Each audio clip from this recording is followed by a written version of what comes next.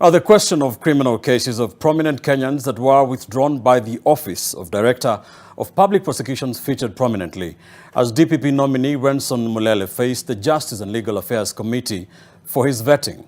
Mulele defended his former boss Nordin Haji, stating that the cases were flawed by the evidence presented. The DPP nominee also complained to the committee about the low budgetary allocations to the DPP, adding that it has crippled its ability to handle many cases. And TV's Sydney Chazima reports. Angling to become Kenya's Director of Public Prosecutions, Renson Mulele faced the Justice and Legal Affairs Committee in what is his second last hurdle before assuming office. In his introductory remarks, Renson stated that his net worth is 300 million shillings. Members of the Justice and Legal Affairs Committee were apprehensive that his net worth might open avenues for those with bribes. You will prosecute people having stolen billions and billions and trillions, and people in Kenya, and we know them, who are ready to give billions and billions just to be able to get acquittal or something like that. As a career public servant, even before this nomination, I've been handling cases where there's a lot of money involved and people with influence, but that has never influenced my decision.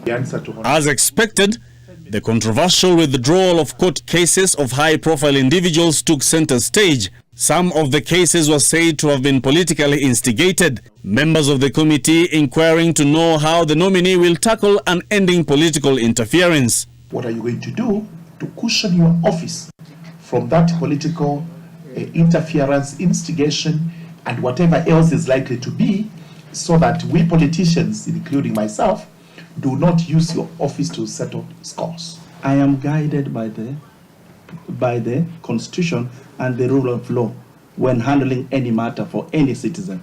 It does not matter whether it's a politician, it's a normal mwananchi. We're just guided by the law. There have been a number of complaints over the backlog of cases in the courts. Part of the blame has been apportioned to the Office of the Director of Public Prosecutions. The nominee now says it is down to budgetary allocations. DPP has been allocated 3.5 billion, while the people we are supposed to match, that is the judiciary, have a budget of 21 billion.